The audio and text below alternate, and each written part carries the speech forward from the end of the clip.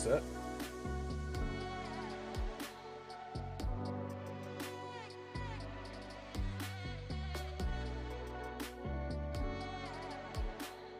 Yeah.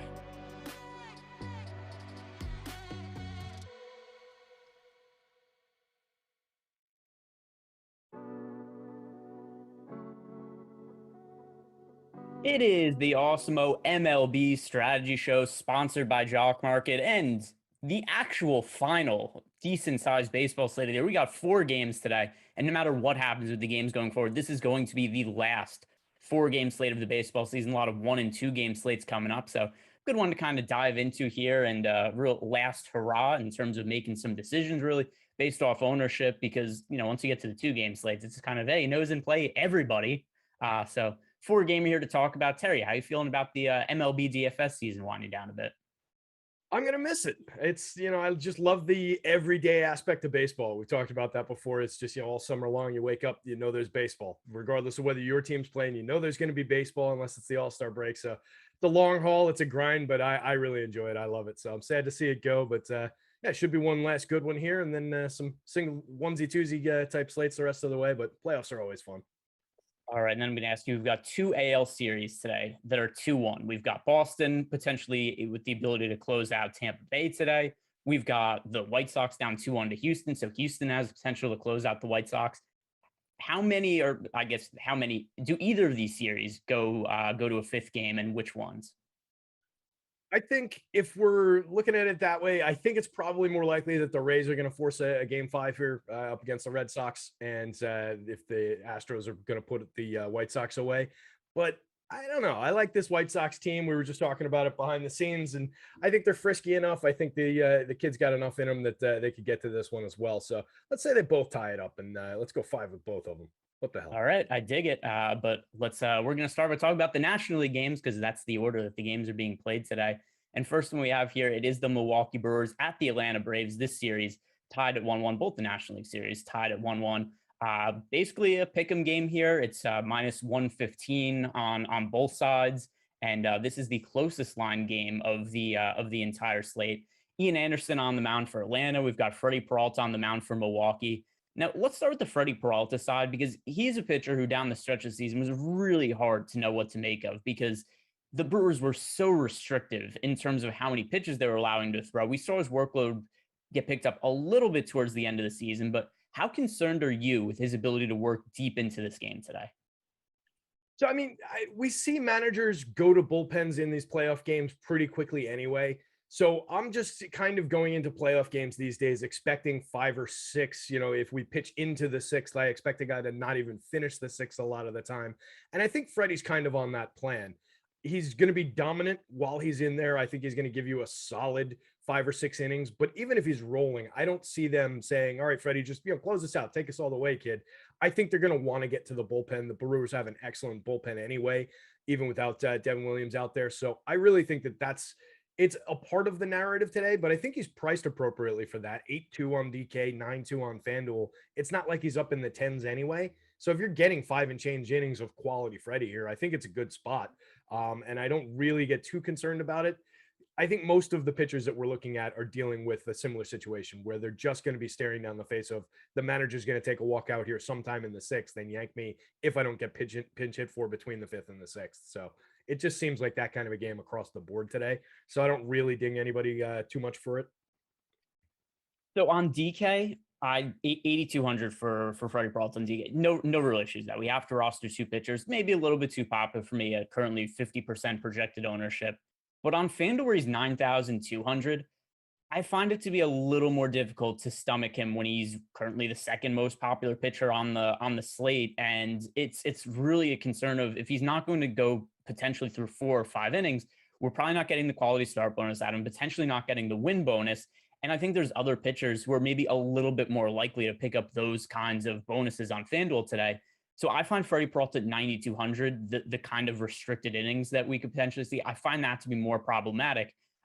Does that weigh on you at all? Or is it still a thing where you just think, hey, all these pitchers are in the same boat, you're still okay with playing Peralta at 9,200 on FanDuel? Yeah, I think I would be. I'm not wild about the ownership. Like there's other ownership opportunities on the board that I think are more interesting than that for cheaper. But yeah, I think he's still going to be in play for me. I'm not going to sweat it all that much. I think the quality starts are a bit of a question mark for everybody on the board, right? The win would definitely be damaging. If he doesn't give you enough innings to get to a win, that's a problem. I think you're getting 5 here. So I'd be comfortable enough rostering him, but that is a good point. It is a good reason to maybe rank him down a little bit more than normally he would be just on general talent on what the numbers tell us. I mean, we're talking about a guy with a 33.6% strikeout rate for the season, a 3.66 xFIP, a .97 WHIP, induces 14.5% swinging strikes, is excellent for contact. He's been great all season. So 5 solid innings of him here, I'm happy about. If we get less than 5, that's a problem, but I'm willing to embrace that risk. I do wish he was a little bit lower owned though. All right. And then walking through stacking against him with the Atlanta Braves. The Braves we have with the second lowest top stack odds of the entire day. We've got the Atlanta Braves 8.1% chance being the top stack on DK, 9.2% chance on FanDuel. DK looks about appropriately owned. However, the FanDuel ownership at only 5%, when you consider also that Freddie Peralta is going to be in 16% alliance right now, projected as the starting pitcher on FanDuel, the second most popular starting pitcher on FanDuel. The limited ownership that's here on the Braves makes them, to me, a pretty appealing team to get to. The Brewers bullpen, like you said, is really strong. That's always a little bit of a concern. But, there's no Devin Williams in the mix because he got excited that they won the pennant to the point that they won the division to the point where he punched a wall and broke his hand. The Atlanta Braves, not that it's my favorite stack on the slate, but relative to ownership, I think it's one that definitely warrants being overweight to the field too. Yeah, absolutely. I think that makes a ton of sense. We know that they hit right-handed pitching for power. They create runs only at the league average across the course of the season against righties. They had an exactly 100 WRC plus, and they strike out a lot, 24.4% strikeout rate against righties, which is massive power. They had the league's best home run rate against either hand against right-handed pitching, 4.80% home run rate, a 202 ISO for the season for the active roster. So it's definitely a hard-hitting, excellent team in terms of getting to this lineup. You can roster them from 1 through 8 with it's a confirmed lineup now, actually. So Soler, Freeman, Albies, Riley off the top, and then you get the excellent back end of Duvall, Rosario, Travis d'Arnaud, and Dansby Swanson. I will take any of those guys in any combination. It's a spot where you might be throwing him into a buzzsaw of Freddie mowing him down for 4 or 5 innings, and then the bullpen just completely shutting him down, racking up a bunch of strikeouts on the other side. But if you get this lineup to connect for a few home runs, a little bit of sequential hitting, there could be major upside with no ownership on them. So yeah, it's a team that I definitely want to get to. So I'm going to be both sides in that part of it. I'm basically going to be on 3/4 of this game. Yeah, and then talking about the pitching for the Braves, I like Ian Anderson quite a bit here, mostly because if you look at his price point on DK as an SP2 option, we've got him at 7,100, also picking up a modest amount of ownership. I feel much better about him as a starting pitcher than guys like Jose Urquidy or Alex Wood. Ian Anderson also, he had that stretch where he was coming off the injured list, struggled to generate strikeouts, but those were also in some really difficult matchups. He pitched in Coors Field, he pitched against the Giants, and the strikeouts weren't there for him. But Ian Anderson then kind of more towards the down stretch of the season, the last handful of starts, we saw the swinging strike rate pick back up. We saw the strikeouts pick back up. So Ian Anderson, $8,200 on FanDuel. I think he looks a little bit under owned there. DK, maybe about appropriate ownership at 25%, but at least as far as the cheap options go, he's my favorite source of value. So what do you make of Ian Anderson against the Brewers lineup that was a little disappointing this year? Yeah, I like that spot a lot. That's the third of the 3 spots that I'll be on from this game. And the Brewers offense, I'll have a lot less of. And that's really the most appealing thing. Anderson was good throughout the season. You mentioned a little bit of an uptick toward the end of the season. Finished at a 23.2% strikeout rate, a little high on the walks at 9.9, 3.96 xFIP, a 1.23 WHIP are both, solid, not great, but solid. 11.9% swinging strike rate. For a young kid, these are decent numbers. So I think there's enough there to throw him at a Brewers lineup that was really average at best throughout the course of the season. We talked about it a couple times already in the playoffs. A 168 team ISO against righties, a 3.69% home run rate, both right in the middle of the league. And then they're below average. They've got a 24% strikeout rate, almost as aggressive as the Braves against righties. And they create runs 7% worse than average. So you're getting a team without a lot of power, without a lot of sequential hitting ability, with some good strikeout numbers in there. I think it's a good spot for Anderson. Even if he doesn't rack up a ton of strikeouts, I think just for the money, it's pretty likely that he gives you a relatively safe and clean start here over, 4 or 5 innings, 6 innings, whatever he gets. I think there's enough there for, especially on DK at that price for an SP2. It makes sense to slot him in. And then at positive leverage on the FanDuel slate, I definitely want to be a part of it. Yeah, and then on the other side with the Milwaukee Brewers, they've just been a little bit too popular for me throughout the course of the series, and I understand why. It's been mostly price point related. It's an offense that is cheap relative to the other ones we're doing with a decent chance of being a top value stack on the slate. But once again, rates out as negatively leveraged for us on DK, rates out as negatively leveraged on FanDuel. If forced to pick one side of this game, I'm going to side with Anderson. But do you feel any differently about the Brewers offense? No, I'm right there with you. I think, for the reasons I just read off in their season long numbers, it's just a team that throughout the course of the season, I wasn't getting to a lot, even when whether they were popular or not popular. And it's kind of just continuing into the playoffs. I really just don't believe that a lot of these guys are high end major league hitters. There's a lot of just very average type guys in here. They can string together nice games from time to time, but this is a team that's very, very much supported by its pitching staff. If you want to go there, you've got the underperforming superstar in Christian Yelich in the middle of the lineup. You've got arguably an overperforming Avi Garcia for the season. He's been spectacular all season long.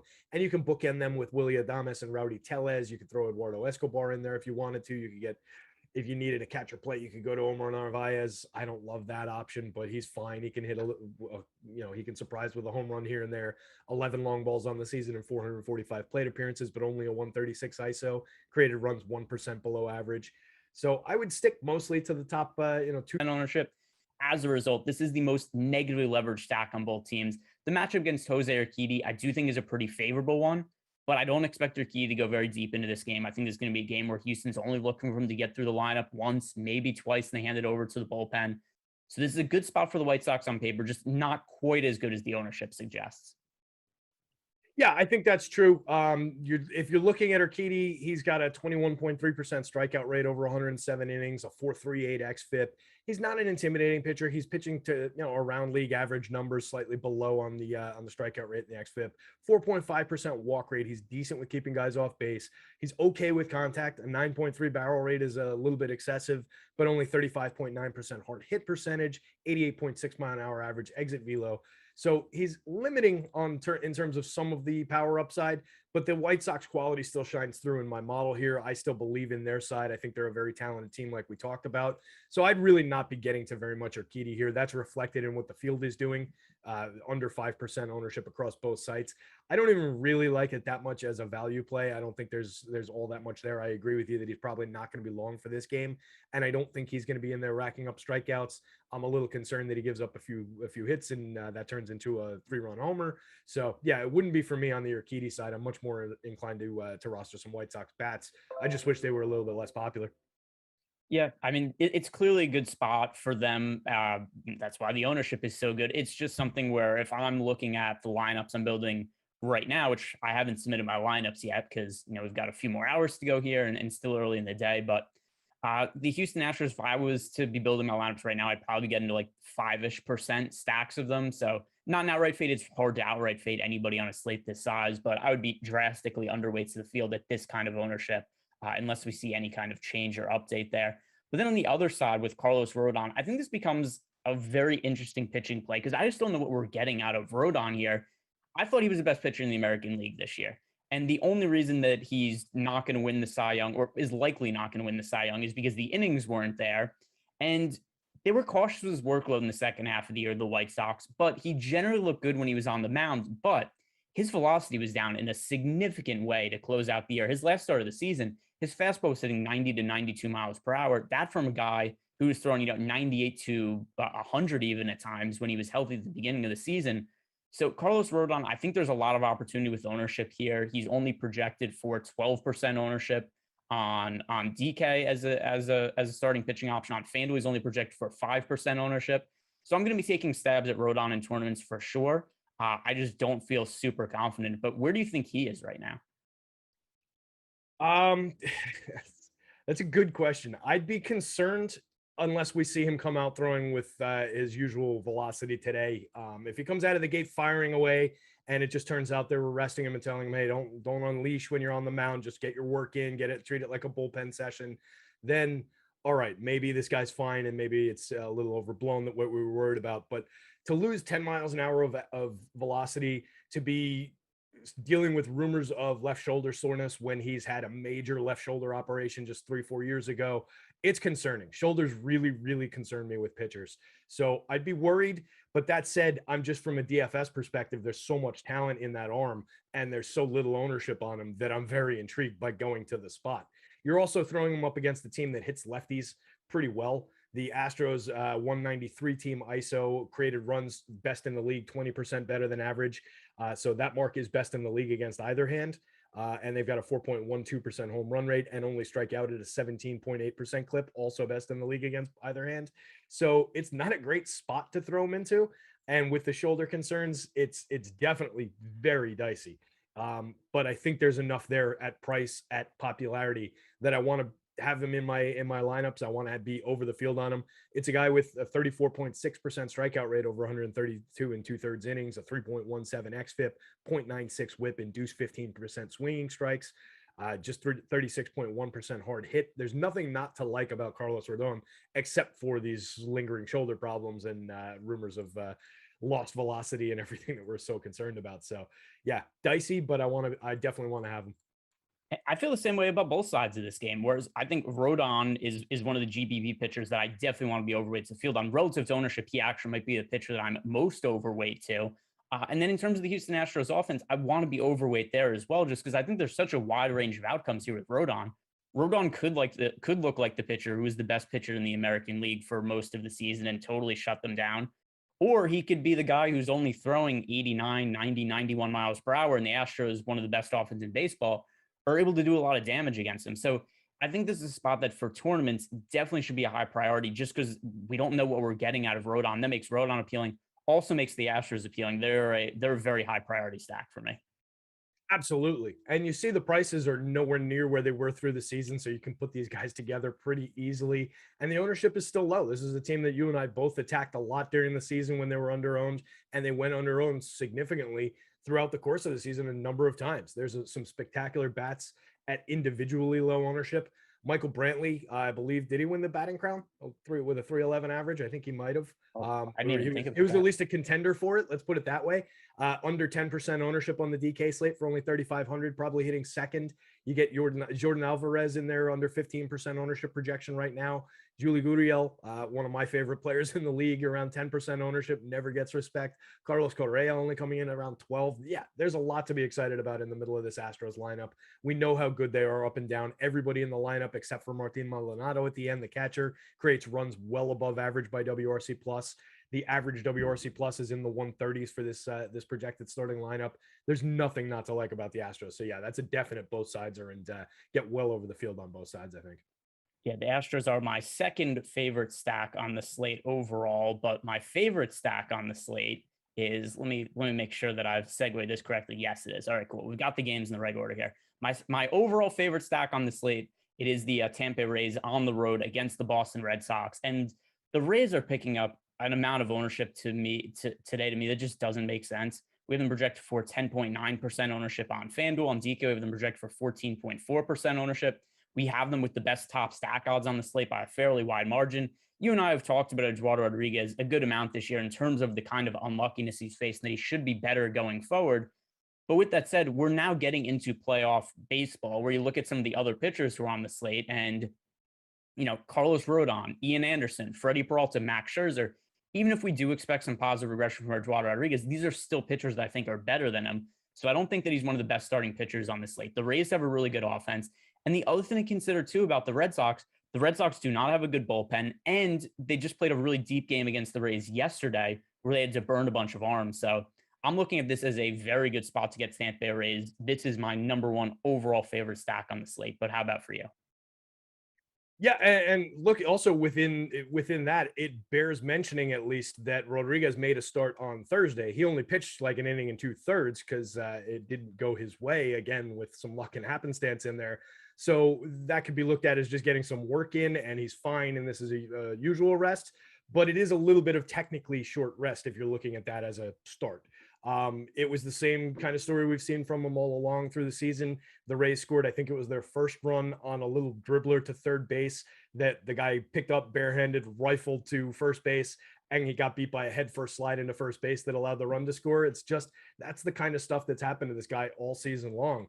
But yeah, with a ton of ownership on him, with other good options that are getting under-owned on the board, I think he just kind of goes by the wayside for me. And I think it makes sense to stack up the Rays bats with low ownership on them. There's plenty of good hitting in that lineup, plenty of good hitting against left-handed pitching. They were very good through the season for run creation, 112 WRC plus against lefties, a 176 ISO, a 3.81% home run rate is just around the average, and they strike out 24.3% of the time. So there might be some Ks in there. There might not be as many home runs as one might expect, but you've got Nelson Cruz sitting in the middle of that lineup, who's got a 6-point-something% home run rate, an astronomical home run rate for his career against left-handed pitching. So maybe we don't ding them for a lack of home run power here either. I think there's plenty to like about the Rays stack. Yeah, and also we got a pretty relevant question here from Stephen Leibowitz, who says, for Tampa Boston, who knows what pitching is available for both teams? We certainly don't know from a Rays standpoint. At least when I looked this morning, there was no official starter announced for the Tampa Bay Rays. A presumed bullpen game for them, except we don't really know for sure exactly who's going to be on the mound. But you look through the kind of pitching that they went through in yesterday's game. I'm pulling up the box score right now. This is a game that went into the 13th inning, and it was already a bullpen game for the Rays. So the Rays didn't get more than 2 innings out of anybody yesterday. Rasmussen, Fleming, Kittredge, Fairbanks, Fireeisen, Whistler, Chargot, Robertson, Patino. They had to unload everybody in that game yesterday. So our data is going to be a little bit wonky as of right now because we don't know who is going to be starting for Tampa Bay. But what do you make of this spot for Boston against what's likely going to be some sort of bullpen game when the bullpen appears to be pretty taxed? I think that's a very Rays kind of a game, right? I think this team is fine managing that, regardless of what Buck Showalter wants to say. He was going on and on the other day about how they only use openers and go to bullpen. He just doesn't understand it. He was saying it's because they don't have any pitchers. All right, Buck, sure. Old school. That's why you're so good at winning the World Series. So anyway, I have Colin McHugh starting this game. He didn't go yesterday. He hasn't pitched since Friday, where he threw 37 pitches. So I think we're going to see 2-3 innings out of McHugh off the top, which is, excellent, before they hand it off and start interchangeable parts part of the bullpen. I think Josh Fleming probably sees an inning or two. And then I think it's just a combination of those guys that you kind of read off. I'd be surprised if we saw an extended Robertson. He threw 40 pitches yesterday. So that's a lot, but you've got a lot of guys like Fairbanks through 19, Kittredge through 16, Fleming only through 12, Fireeisen only through 11. So those guys could come back again for an inning today and not be too overworked or too taxed. They're pretty used to it. So I kind of expect to see, as far as like if we're trying to compile a starter for the first 5 innings, I expect to see some combination of McHugh and Fleming over those first 5 innings and get through it there and then hand it off to the rest of the bullpen. But I could certainly be wrong. I do think it's going to be McHugh to open the game, though. Yeah, and then I'm curious, we had a couple of guys in the YouTube chat bring up that the weather's really bad in Boston. I am not seeing that at all. I'm seeing like 5% chance of rain on Google. Are you seeing something different, Terry? I had not thought about it. I just popped it up. The radar looks clean. It says it's cloudy until 9 p.m. Then it's partly cloudy till 3 a.m. Then mostly cloudy tomorrow. Yeah, I think we're fine. Yeah, there's nothing I see in Boston that would make me even potential coastal flooding. Without rain. How does it rain without? I mean, I'm no marine. That's a weird one. Yeah, we're gonna get flooding with no rain. Something that doesn't really seem to make sense to me. But yeah, either way, that's the weather to me is totally non-problematic in Boston. I don't see any real risk there, so it's not anything I'm considering. Anything else we want to talk on for this game before moving on to the final one of the slate? No, I mean, if you're looking at Rays bats in there, I mentioned Nelson Cruz, and they've got, just kind of like a compilation of guys, right? Brendan Lau is somebody that you could consider maybe a star. Austin Meadows probably not going to be in the lineup, lefty, but if he is in there, I'm fine with getting to him, particularly if we're thinking about the Boston maybe getting into the bullpen and attacks the bullpen a little bit there. I'm fine with taking some of his lefty power if he ends up in the lineup. I love Mike Zunino and all his power down toward the bottom of the lineup. So they put some of their good power hitters interspersed with a few guys in between. So I kind of like this team for stacking because you can go a bunch of different ways with it. And you can work in guys like Jordan Luplow, Manny Margot, Wander Franco, certainly from both sides of the plate, and Randy Arozarena up at the top of the lineup, easy to get to. But I like this team pretty much, 1 through 9. There's different ways to put them together inexpensively and in unique combinations. So they're a fun team to stack. All right, just one game left to talk about, but guys, today's show is sponsored by Jock Market. If you guys are not familiar with Jock Market, it's a totally different way to play daily fantasy sports. We're turning the overall DFS landscape into a stock market, but for athletes. So you could buy and sell players after the games have started. And there's a lot of interesting ways to do that. Maybe somebody hits a home run early and you think they're going to suck the rest of the game, or maybe get pinch hit for. Something that could potentially happen in the Rays game. We've seen Jordan Luplow the other day. He hit a grand slam and then got pinch hit for in his next at bat. So maybe see a situation like that where you think there's reason to think somebody is a good player to sell high on once the game starts. So interesting different ways to approach daily fantasy sports over on Jock Market. Head on over to the App Store, download the app. When you make your first deposit, use the promo code Awesemo to get a $50 bonus on your first deposit. All right, let's head now to the final game of the day, and that is the San Francisco Giants against the Los Angeles Dodgers. And let's start with Max Scherzer, the stone cold chalk of the slate. He is going to be in a very heavy portion of people's lineups. Current ownership projection on Max Scherzer. On FanDuel, he's projected for 51% ownership. On DraftKings, he's projected for right around 70% ownership. I kind of tend to think those are going to be the accurate numbers, just given the size of the slate, the concerns about a lot of the starting pitchers, and that Max Scherzer was, in general, really good in the second half of the season, but he closed the year pretty weak. And we saw this from Scherzer and Walker Buehler down the stretch of the season, where I think the Dodgers really pushed hard to win the division, and they really stretched out the innings of Scherzer and Buehler down the stretch. It's one where these guys were running on fumes their last couple starts of the year. Buehler really struggled in his first playoff start. I kind of have similar concerns about Scherzer, who was really terrible in that last start he had against the Padres, where he only generated a couple of swing and misses, even getting up hard contact to pitchers. So I think Scherzer, relative to the other options on the slate, he's impossible to avoid, but I'm certainly going to be looking to go underweight to the field on him. Yeah, I think that makes sense. It's an undercut spot for me. Anytime we see those inflated ownership numbers, I want to get in different spots. But I definitely want to be a part of the Max Scherzer situation here tonight. 34.1% strikeout rate over the course of the year, 3.24 xFIP, 0.86 WHIP, 15.9% induced swinging strikes. He's excellent for contact. Everybody knows why we're all going to Max Scherzer, why everybody wants to get to him. It's one of the league's best pitchers. Now, I think for all that popularity, we saw him come out of the game pretty early the other day. And I don't think that Dave Roberts is going to have any qualms about doing that again. In the right situation, he's going to make that switch once again here. So that's a little bit of a concern. And then just the matchup is a concern. San Francisco's been great all season long. They do have a 24% strikeout rate against right-handed pitching, which can inflate Max's strikeout potential. But they had a 200 ISO against righties. They created runs 11% better than average. They had a 4.45% home run rate that was fifth best in baseball. So there's a lot of concern on the other side just about who he's facing.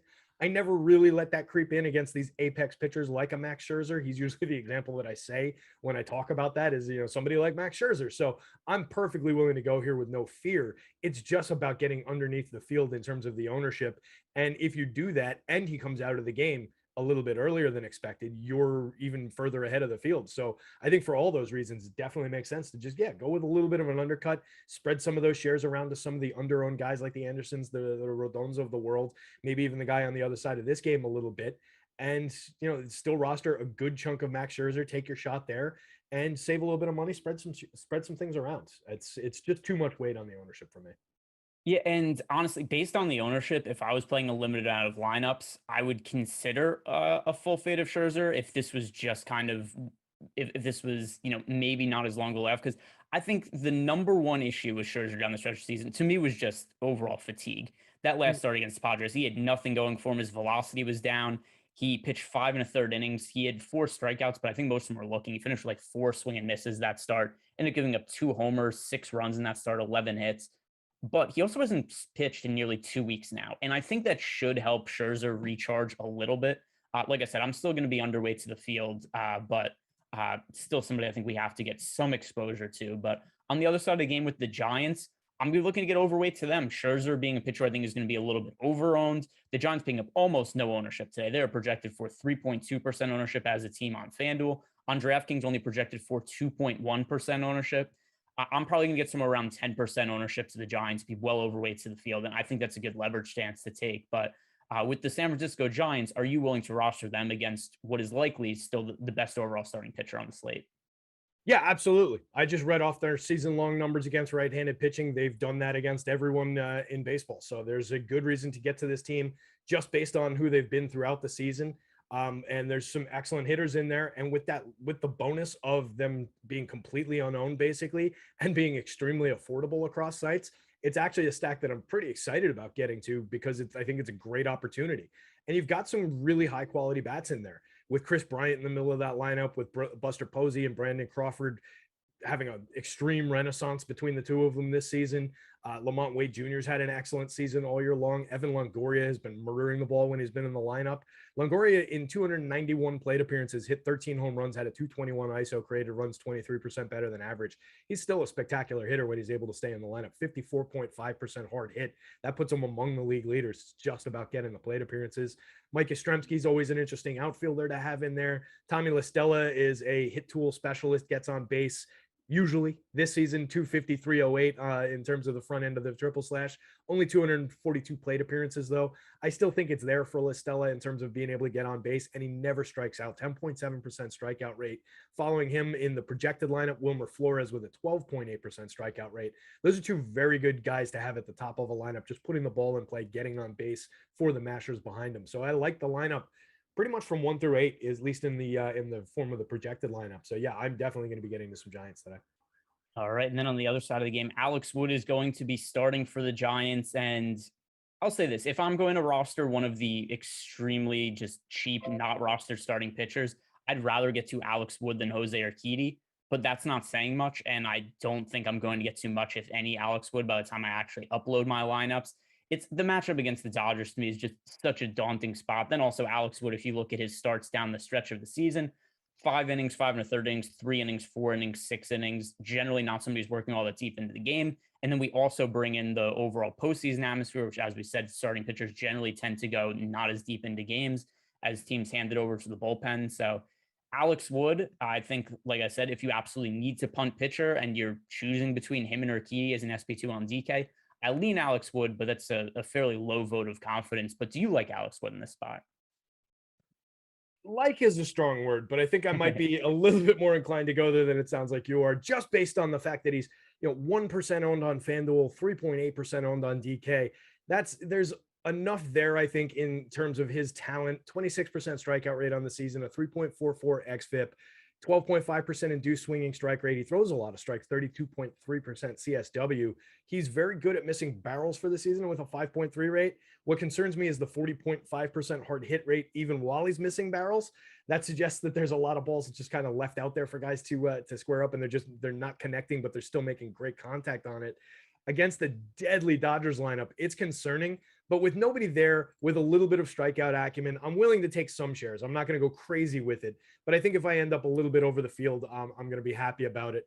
But you are throwing them up against the team that had, against left-handed pitching, that had a 201 ISO, a 4.95% home run rate. I was wrong before when I said the Braves were the best with that 4.80. I missed this one. So the Dodgers against lefties was actually the best home run rate in the league at 4.95%. Created runs 10% better than average. Certainly a lot to be worried about there for Alex Wood.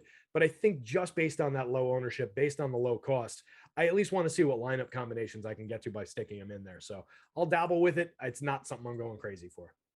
And then on the other side with the Dodgers, it's the Dodgers offense. There's always upside in it for sure. Like you said, they did have the best home run rate against left-hand pitching of any team in baseball.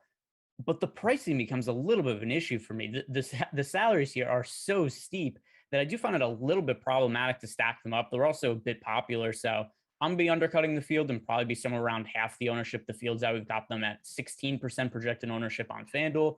On DK, they projected for 14% ownership.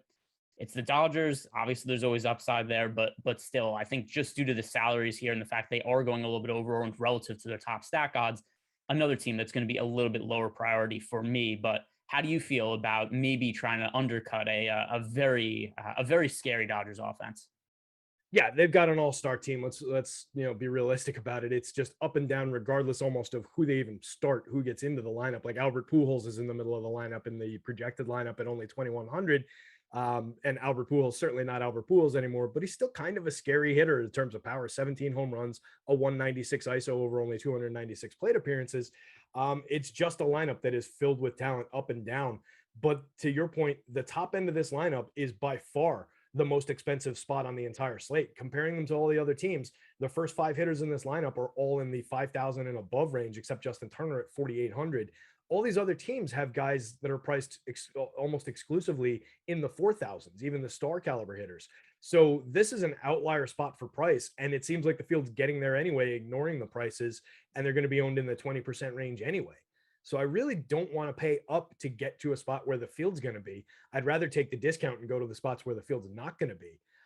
I think if you're looking at that top group of hitters, Corey Seager at least is interesting at under 10% ownership.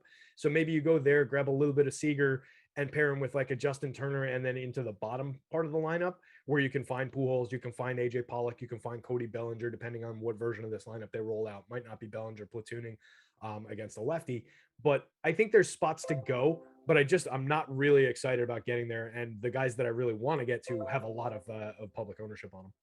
Yeah, that's really where I'm at too. Obviously, 4-game slate and the Dodgers, it's a little bit scary to be underweights the field on them, but I do think that is the proper play relative to the ownership and the price tags there. Guys, that is going to do it for us today. Thank you very much for watching. Do us a favor, hit the like video, subscribe to the YouTube channel on the way out, because we've got a lot of NFL content coming up for Monday Night Football. There's also the NFL Strategy Show, NFL Deeper Dive, NFL Live Before Law. Subscribe so you know when all that stuff is starting, and good luck today.